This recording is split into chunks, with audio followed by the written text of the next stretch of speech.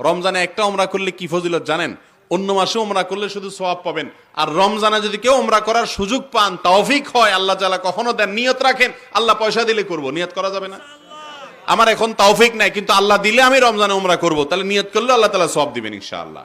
রমজানে উমরা করলে কি হবে? উমরাতুন ফি রমাদান তাআদিলু হাজ্জাতাম মাই। নবীজি বলেছেন রমজানে কেউ উমরা করলে সে নবীজির সঙ্গে হজ করলে যে পরিমাণ সওয়াব পাইতো ওই পরিমাণ সওয়াব পাবে।